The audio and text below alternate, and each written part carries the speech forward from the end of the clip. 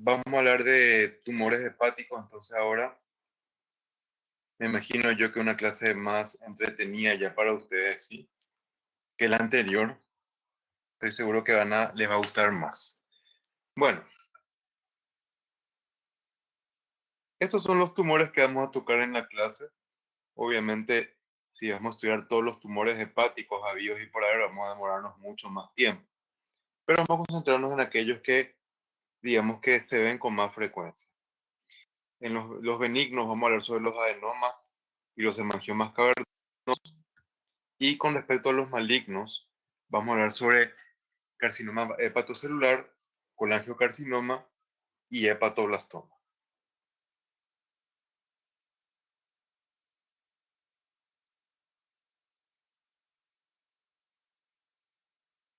Comenzamos con los benignos y primero vamos a hablar de los adenomas, ¿ok? Son tumores derivados de hepatocitos benignos que se ven sobre todo en mujeres jóvenes que ingieran anticonceptivos, ¿verdad? Se cree que tienen cierta relación los progestágenos con el crecimiento que se producen localmente en estas células. Sí, es de menos frecuente en varones por ese motivo. ¿Por qué es importante el diagnóstico? Porque confundirse con hepatocarcinoma. No solamente con imágenes, sino también cuando uno mira el microscopio. ¿Sí? Vamos a explicar después por qué. Segundo, es importante porque como se localizan típicamente inmediatamente debajo de la cápsula y ante digamos, fases de sobreestímulo estromal, pueden crecer rápido, romperse y provocar una hemorragia peritoneal que puede ser bastante grave inclusive. Además, inclusive, hay variantes de adenomas que tienen riesgo de transformarse en carcinomas con el tiempo, ¿verdad? Sobre todo cuando está presente la mutación de la beta-catenina y en pacientes que sufren de glucogenosis, ¿ok?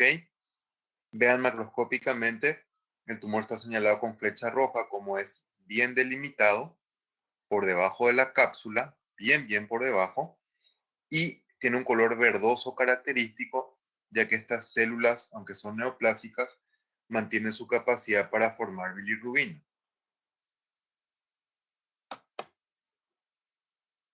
Hay varios tipos de adenomas, nosotros no vamos a entrar en esos detalles porque considero que no es muy para estudiantes eso. Vamos a ver solamente la parte más general de los adenomas, ¿sí? Como ustedes pueden ver, les repito, el tumor está bien delimitado. Vean en la imagen superior, la flecha verde señala su buena delimitación. Noten además cómo se encuentra cubierto por una cápsula fibrosa y a mayor aumento notamos que los hepatocitos son muy parecidos a los normales, pero con una excepción importante, que cuando tenemos un adenoma no se van a diferenciar ni los espacios porta ni tampoco se van a diferenciar bien las venas centrales, ¿sí? Vale decir que era la arquitectura de los hepatocitos. Los sinusoides hepáticos tampoco se van a poder ver bien por otro lado. Fuera de eso, las células son casi idénticas a hepatocitos normales.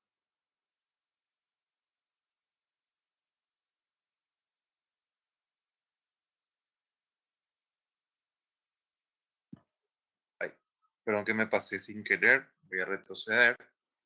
Miren observando de cerca cómo efectivamente son muy parecidos a hepatocitos normales, con citoplasma fuertemente eosinófilo, núcleos, digamos, relativamente monótonos también.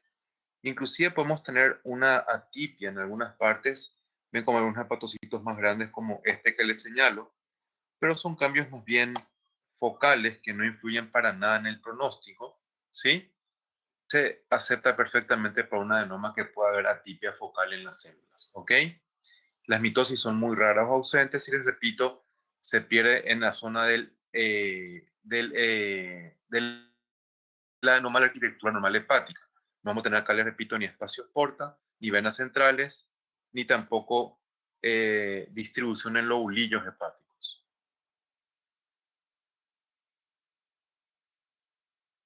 Bueno, los hemangiomas carnosos corresponden a los tumores hepáticos benignos más frecuentes de todos. Se pueden ver a cualquier edad y en ambos sexos. a diferencia del anterior que es más frecuente en mujeres, y suelen ser solitarios y de tamaño relativamente pequeños.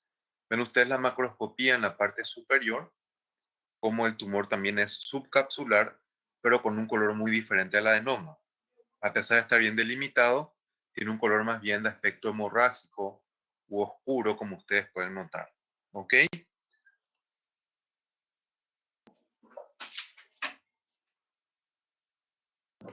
Bueno, mirando posteriormente las imágenes microscópicas, podemos observar nosotros que como los hemangiomas que ya vimos en aparato cardiovascular, estos presentan espacios bastante dilatados también, llenos de sangre.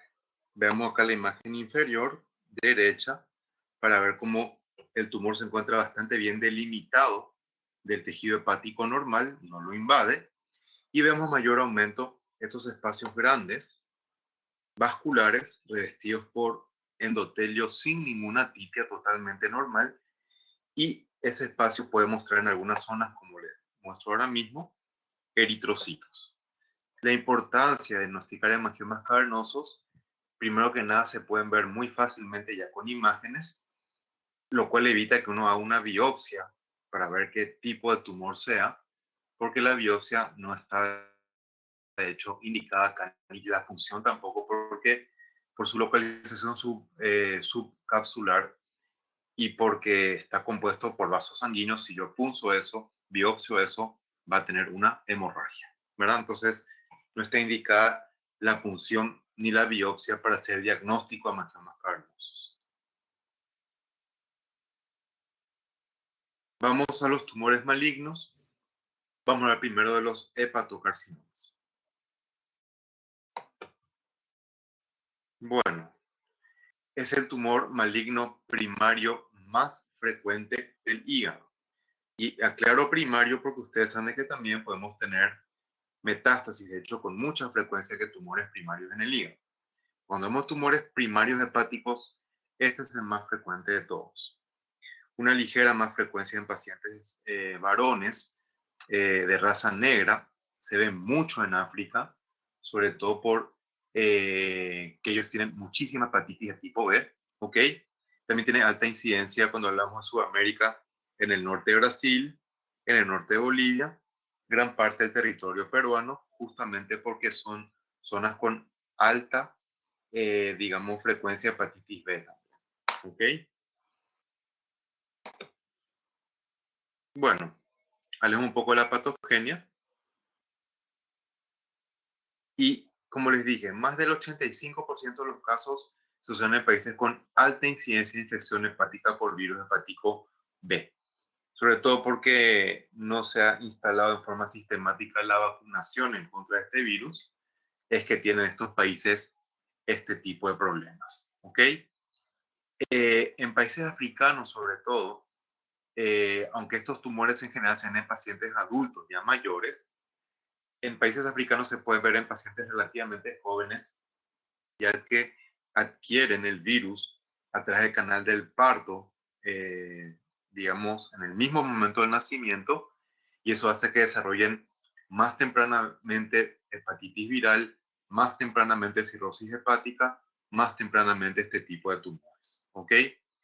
Fíjense ustedes que eh, pacientes que adquieren el virus por vía vertical, por transmisión vertical, tienen una frecuencia de poder tener este tipo de tumores con una frecuencia 200 veces mayor a la población general. ¿Ok? 2 segunditos, por favor, ¿sí?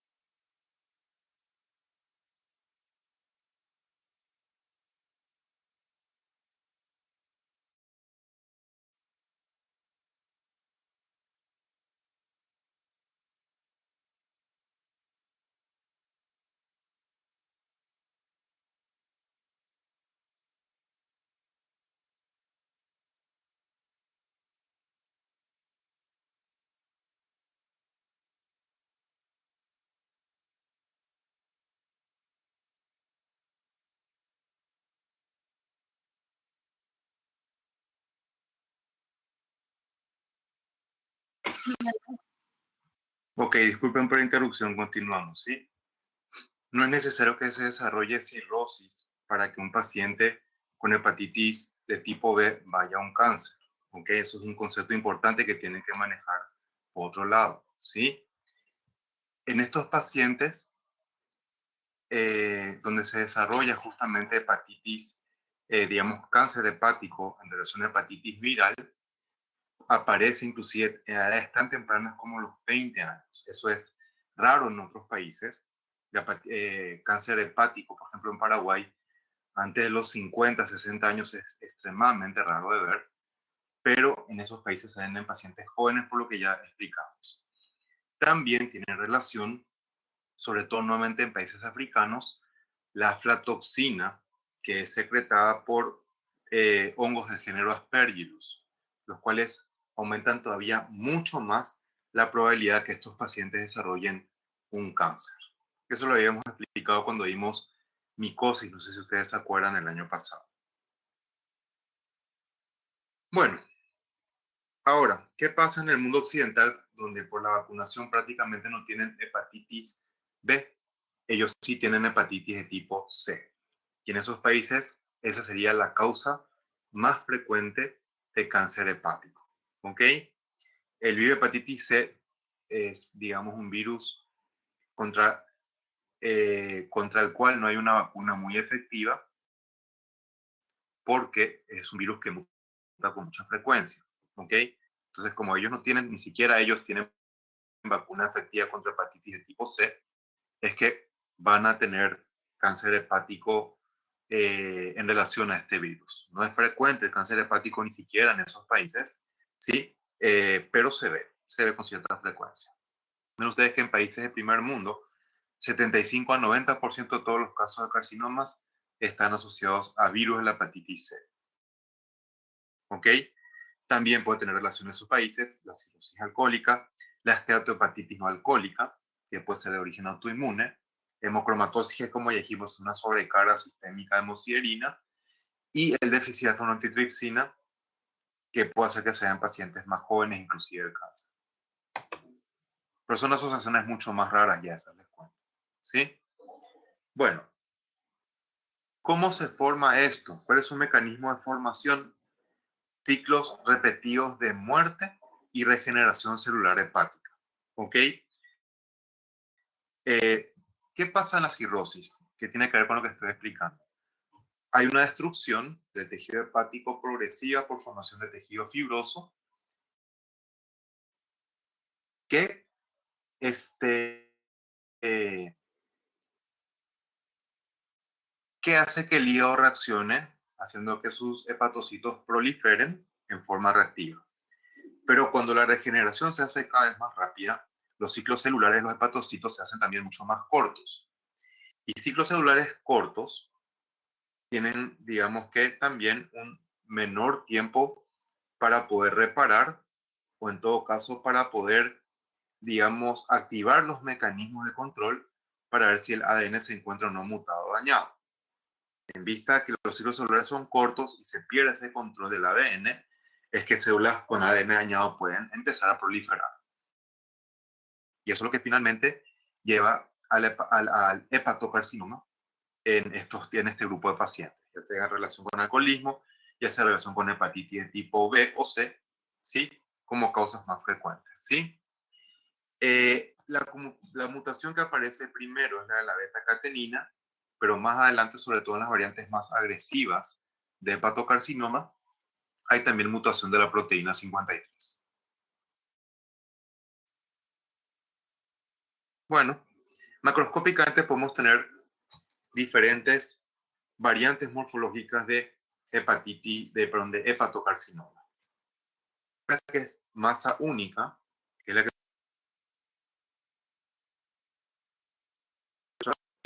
entra arriba. Voy a borrar porque me salió medio feo mi círculo. La que está acá arriba, de masa única, es la presentación más frecuente.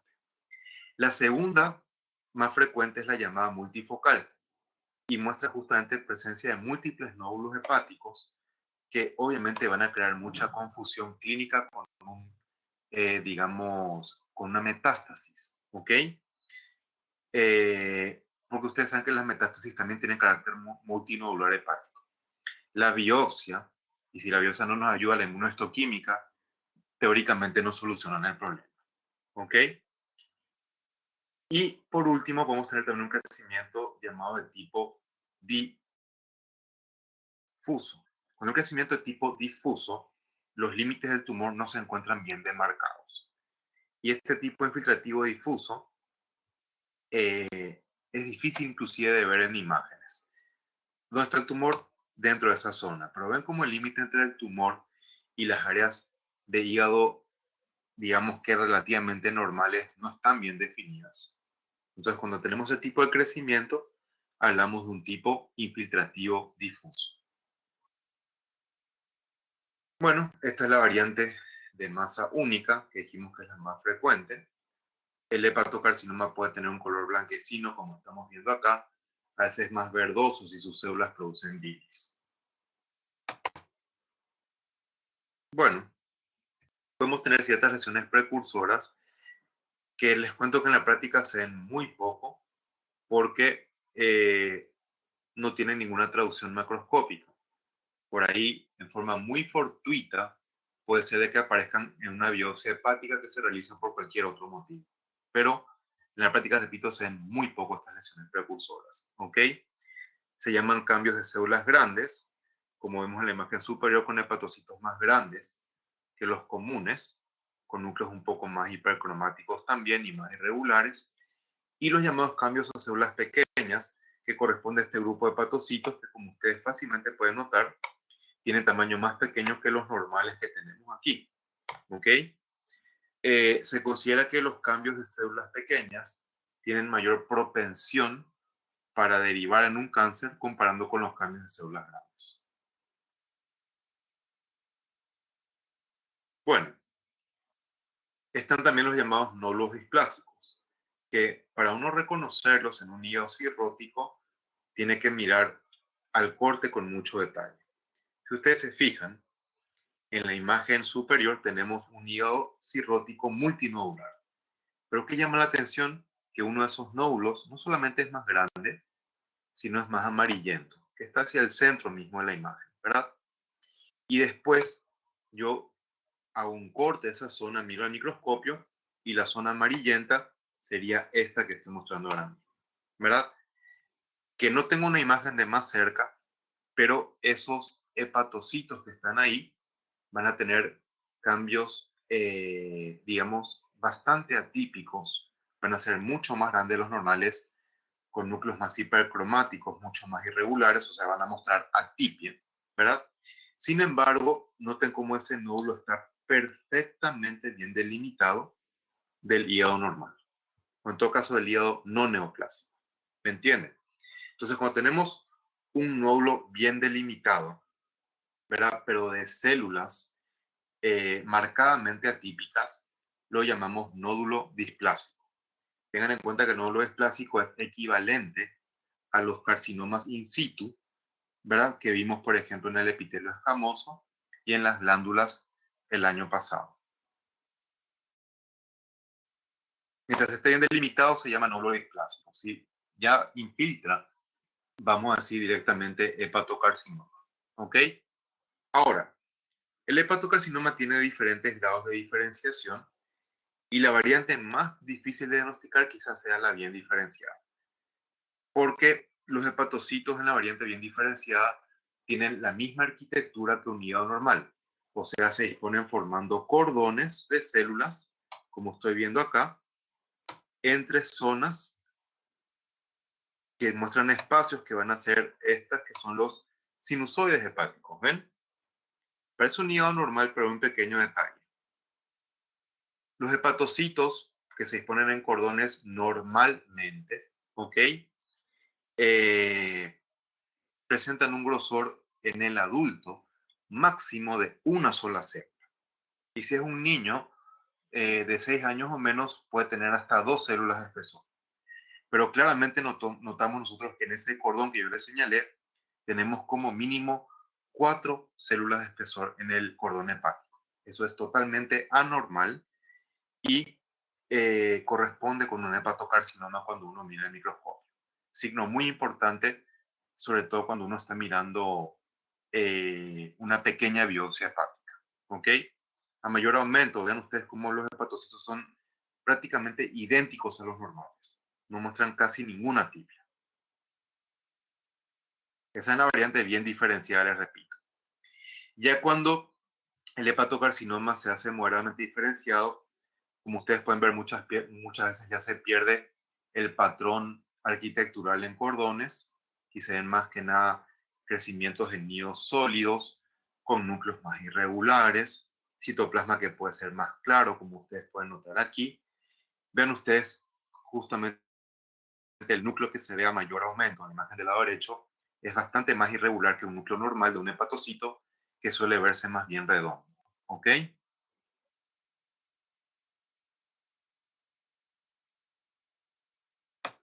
Entonces, cómo ya hacer un diagnóstico de un hepatocarcinoma en estos casos si es que ya se pierde la arquitectura en cordones y las células dejan de parecer hepatocitos?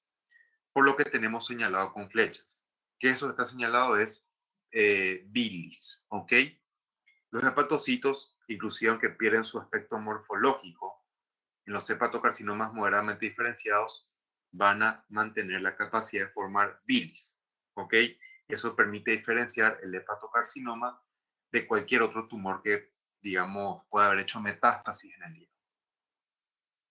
La bilis, recuerden que puede ser de color medio marrón o medio verdoso cuando uno mira el microscopio. Ya cuando tenemos hepatocarcinoma pobremente diferenciado, ya inclusive ni siquiera forman bilis las células. Vamos a tener un aumento marcado de las mitosis, que es lo que muestra la imagen del lado derecho, y un pleomorfismo extremadamente marcado, como es la imagen del lado izquierdo. En este punto, el diagnóstico se hace solamente ya por inmunohistoquímica, porque diferenciación hepática acá no se ve en ninguna parte. Es imposible prácticamente que yo pueda decir que esto es un hepatocarcinoma mirando solamente estas imágenes. Bueno, hay una variante menos agresiva, pero que se ve en pacientes más jóvenes de hepatocarcinoma que se conoce como la variante fibrolaminar. ¿Ok? Forman una masa única hepática en pacientes, les repito, jóvenes entre 20 y 40 años, más o menos con la misma incidencia en varones y en mujeres, pero sin ninguna asociación ni con cirrosis ni con infecciones por virus hepatitis, ni B ni C. Les dije ya, tienen mejor pronóstico, ¿sí? Macroscópicamente muestran tumores de tamaño bastante grande, les repito, casi todos con patrón arquitectural de masa única, pero una diferencia importante con los hepatocarcinomas es que estos tienen marcado tejido fibroso entre las células neoplásicas. Los hepatocarcinomas común y corrientes no suelen tener desmoplasia estromal, no suelen tener fibrosis. Entonces, cuando vemos fibrosis entre las células, es porque probablemente forme una variante fibrolaminar. Ven ustedes cómo los hepatocitos se disponen también formando cordones con diferenciación, digamos, suelen ser bien o moderadamente diferenciadas las células, ¿ok? Y noten nuevamente la gran cantidad de tejido fibroso entre los cordones, ¿ok? Este tejido fibroso es lo que nos ayuda más que nada a hacer el diagnóstico, por repito, en el hepatocarcinoma clásico no se ve. Bueno, ¿qué tenemos que tener en cuenta desde el punto de vista laboratorial? Primero que nada, cuando hacemos una serología, vamos a tener en el 80% de los casos más o menos elevada la alfa-fetoproteína, que es una glucoproteína sintetizada tanto por el hígado, pero también por el saco vitelino y el tracto gastrointestinal fetal. Por lo tanto, su elevación en sangre, que se considera elevado cuando está por encima de 10 nanogramos por mililitro, no indica solamente hepatocarcinoma, sino hepatoblastoma, que es un tumor maligno de niños que vamos a ver más adelante en el hígado, y también tumores germinales originados ya sea en testículo o ya sea en ovario. Cuando veamos aparato genital tanto masculino como femenino, vamos a hablar con mayor detalle de eso. ¿Ok? Les dije, se ha aumentado en 70-80% los hepatocarcinomas y si es positivo en sangre, en un paciente en el cual vimos ya nosotros un tumor, por ejemplo, una tomografía en el hígado, directamente vamos a diagnosticarlo como hepatocarcinoma. No va a ser otra cosa. ¿Ok? Bueno, ven cómo la inmunohistoquímica, fosfetoproteína, pero la positividad inmunohistoquímica es solamente el 50% de los casos, lo cual significa que si un tumor en el cual yo tengo sospecha de que hay un hepatocarcinoma me da negativo para la alfa-fetoproteína, de ninguna manera me descarta el diagnóstico. ¿Ok? Si me da positivo me confirma, si me da negativo no me descarta lamentablemente. Entonces, para eso tenemos un marcador que es más específico y más sensible de diferenciación hepática, que se conoce como el HEPAR1, ¿verdad? Que corresponde justamente a un marcador que se ve en mitocondrias exclusivas de los hepatocitos, ¿verdad? Sean hepatocitos benignos o malignos. Esto me colorea hepatocitos tanto benignos como malignos, ¿ok? Pero es un marcador muy específico y bastante sensible de diferenciación hepática. Fíjense ustedes que comparando con la sensibilidad inmunohistoquímica de la alfa-fetoproteína que dijimos que era 50% no más, acá la sensibilidad aumenta hasta un 80 o 90% de todos los casos, ¿sí?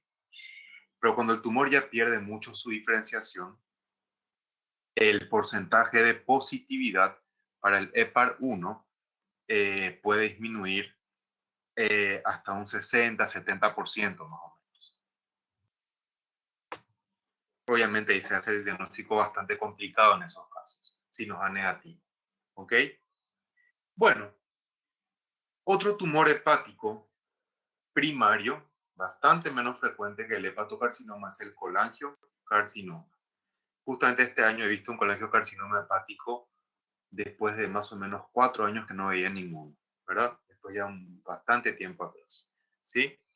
Es ¿Cuál es la definición de colangiocarcinoma? Un tumor que se origina de las vías biliares. Y ustedes saben que tenemos vías biliares intra y extrahepáticas.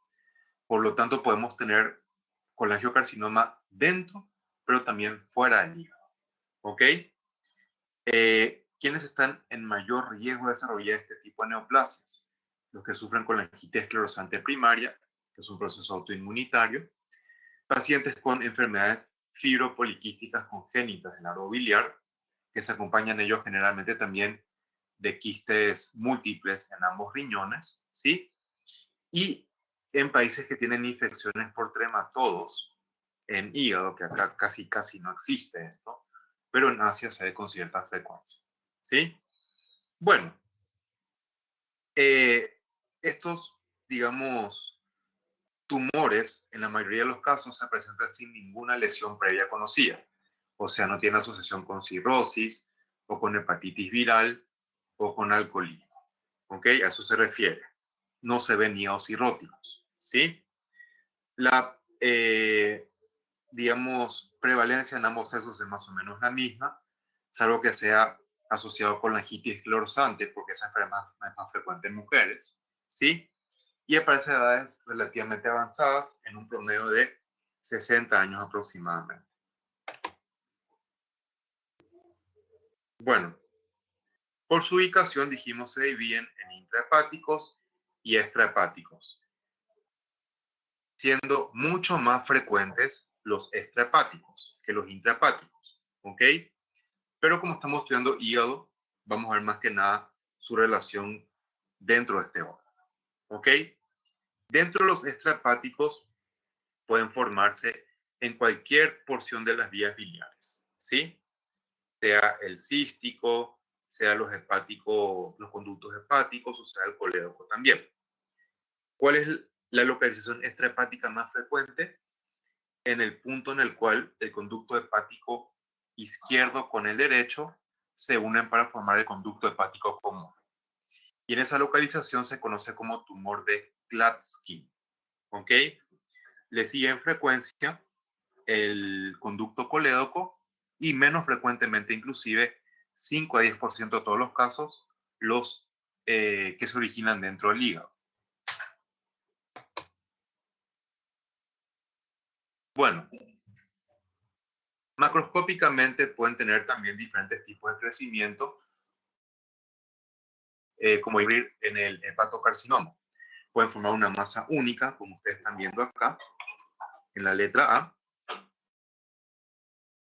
un patrón de crecimiento llamado periductal, en el cual el tumor crece rodeando los ductos biliares dentro del hígado, ¿sí? Como podemos ver acá, toda esa zona blanquecina alrededor de la luz es tumor, ¿sí? Se llama crecimiento periductal o también un crecimiento intraductal.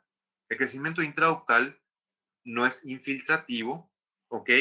Tiene un crecimiento polipoide hacia la luz de los conductos biliares, pero igual puede dar problemas importantes de salud porque produce justamente obstrucción de las vías biliares.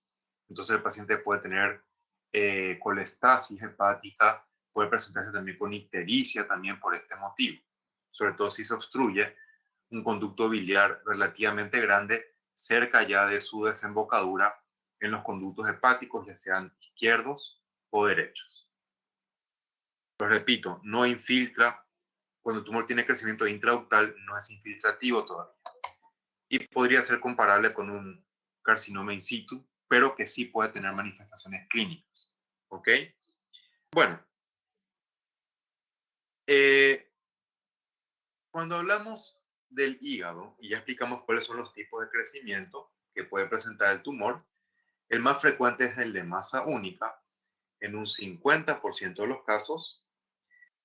Luego tenemos en un 10%, igualmente para dos variantes, el 10% corresponde al patrón periductal y al patrón intraductal. Ambos, repito, se presentan en un porcentaje aproximado del 10%. Y por último, podemos tener un patrón mixto en el 30% de los casos que se asocia masa única con crecimiento periductal. Ok, eso le llamamos, repito, crecimiento mixto, cuando hay masa única asociada a crecimiento periductal. Bueno, vemos acá un colangiocarcinoma intraductal.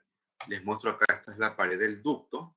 Ok, acá arriba tienen ustedes el tumor y vean cómo el tumor está enteramente en la luz. En ningún punto, por lo menos macroscópicamente, se ve que está invadiendo el hígado adyacente. Ok, ya cuando invaden, el patrón más frecuente es conformación de túbulos, pero también estos tumores pueden mostrar mucosecreción en un menor porcentaje de casos. Bueno, vemos crecimiento intraductal. Quiero que se fijen especialmente en las imágenes de arriba. Vemos cómo el tumor que está enteramente dentro del ducto tiene un crecimiento papilar muy característico. Acá está la pared del ducto. Vean cómo el tumor se encuentra enteramente contenido dentro del ducto. ¿Ok? Y miramos más de cerca. Y si ustedes recuerdan lo que mencionamos nosotros anteriormente, como displasia de alto grado, es así como se van a ver estas células. Claramente como si fuera una displasia de alto grado, con núcleos pleomórficos que llegan a la superficie, y aunque aquí no se ve, con actividad mitótica también, inclusive en la superficie del epitelio. ¿Ok? Se ve, les repito, mirando de cerca, como si fuera un adenocarcinoma in situ, para que ustedes tengan una idea. De hecho, un concepto importante es que cuando yo hablo de displasia de alto grado, ¿verdad?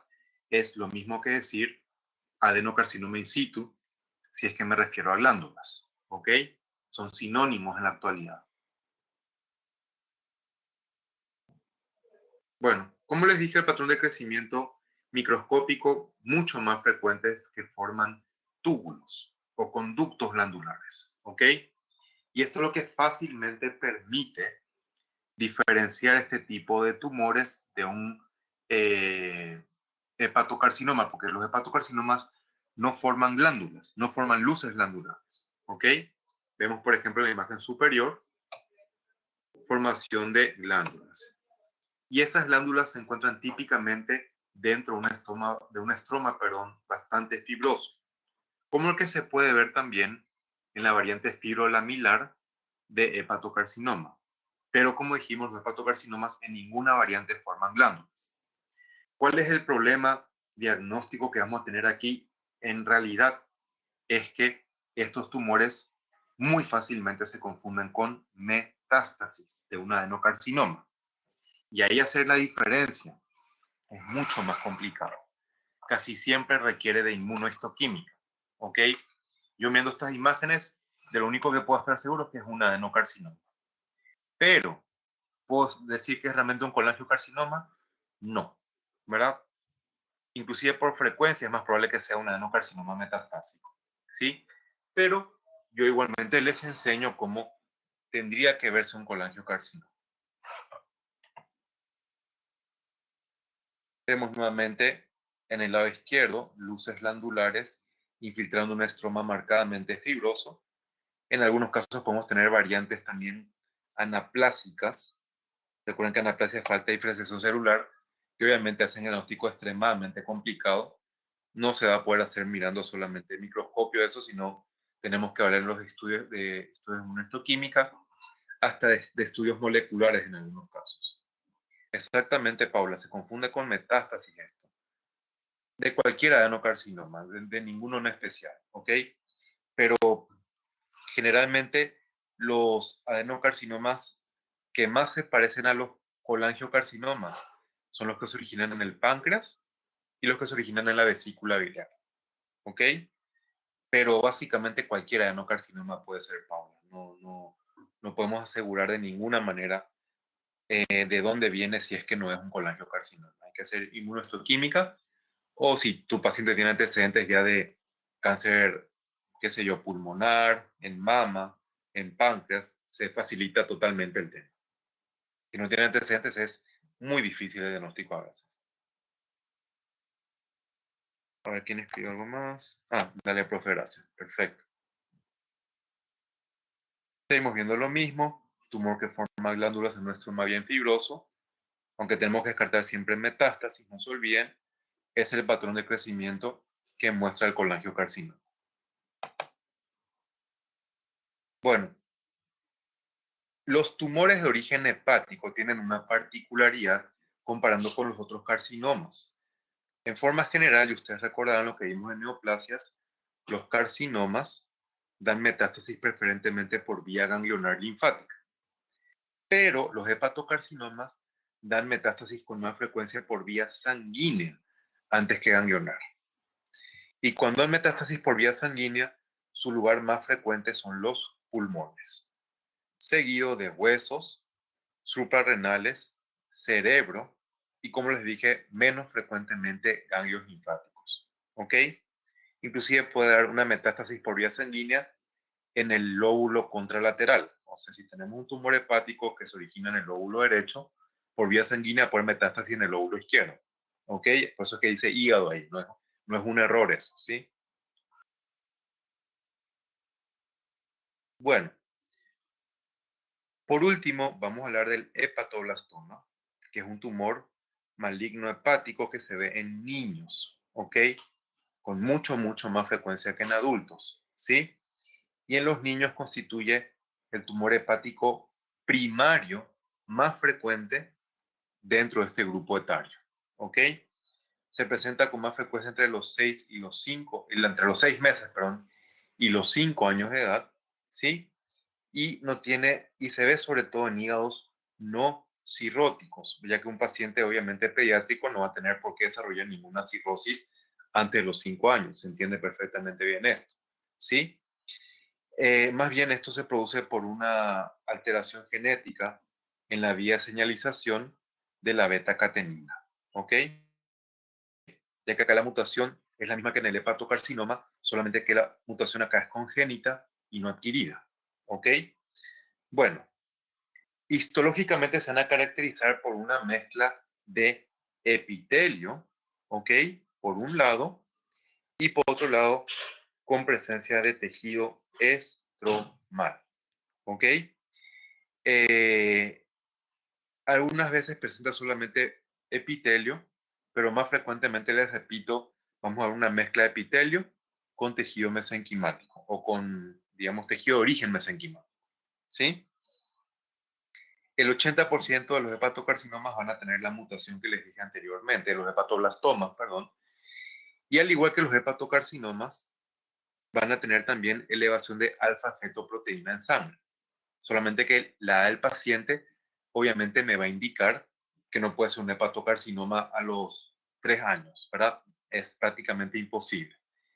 Pero por otro lado, cuando la alfa-fetoproteína se encuentra elevada en niños, tenemos que descartar que no sea también o que no pueda ser también por un tumor testicular, especialmente el tumor del saco vitelino, que vamos a estudiar en su momento, también produce secreción de alfa-fetoproteína, ¿ok? Entonces, siempre en un niño, cuando tenemos elevación de alfa-fetoproteína, tenemos que buscar o un tumor hepático o un tumor testicular, si es varón, obviamente. Porque tumores germinales en niñas pueden ocurrir en ovario, obviamente, pero es menos frecuente que en testículo a esa edad, ¿ok? Igualmente, si es una mujer, una niña, no está de más también revisar los ovarios, obviamente. Bueno, el aspecto macroscópico del hepatoblastoma, digamos que no tiene ninguna particularidad. Suelen ser masas grandes al momento de diagnóstico, característicamente únicas, que contienen áreas de necrosis y hemorragia, que eso en general ustedes saben es característico de tumores más bien malignos antes que benignos, ¿verdad? La necrosis y la hemorragia me refiero. Bueno, histológicamente el epitelio puede tener dos aspectos, ¿ok? Puede mostrar formación glandular siendo un poco más maduro o puede tener un aspecto epitelial fetal. Y quiero mostrarle esta estructura especialmente acá, que se cierra un círculo, que tiene semejanza con acinos de glándulas, ¿ok? ¿Por qué se llama aspecto epitelial fetal? Porque cuando se comienza a formar el pulmón, ¿verdad? En el feto tiene ese mismo aspecto, ¿verdad? Como si fueran pequeños acinos. Tiene el nombre de aspecto epitelial fetal. Hay cierta diferenciación hacia estructuras de aspecto acinos o acinar, ¿ok? Ahora, cuando el epitelio, ¿verdad? No tiene ningún tipo de diferenciación, como estamos viendo en la imagen de abajo, yo reconozco que esto es epitelio porque las células tienen cohesividad, como un epitelio normal, ¿verdad? Pero no muestran realmente ningún tipo de diferenciación, ni escamosa, ni glandular, ni de ningún otro tipo. Digo que es de aspecto embrional.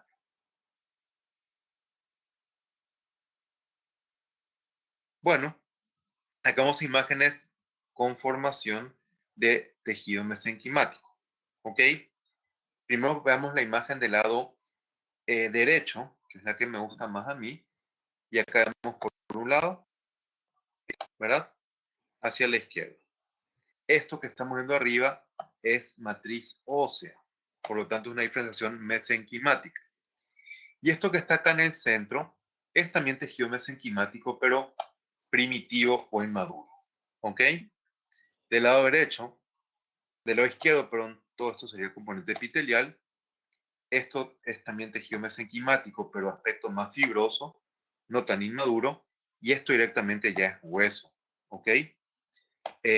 Como componente mesenquimático. Les repito, las variantes mixtas son las más frecuentes en el hepatocarcinoma, pero disculpen, en el hepatoblastoma, pero no se olviden que podemos tener variantes que son exclusivamente. ¿Ok?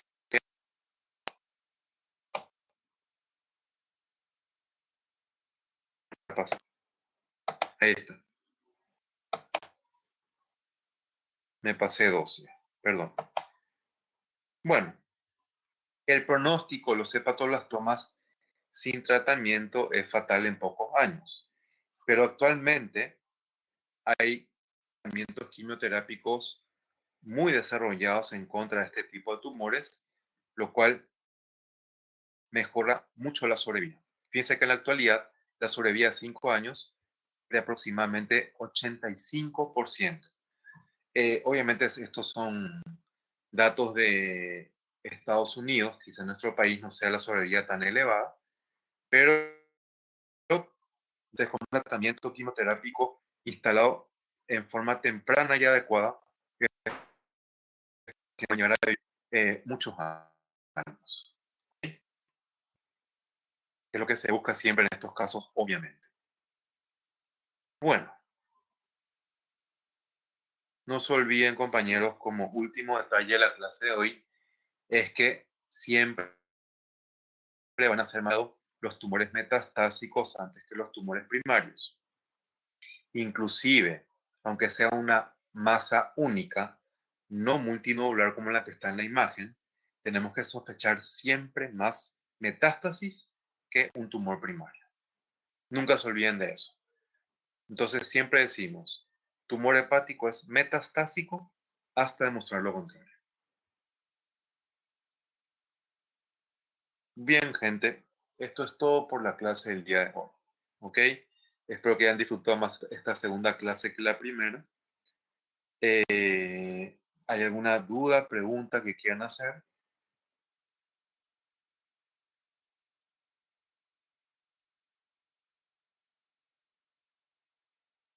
Hay que leer ahora, exactamente. Muy bien.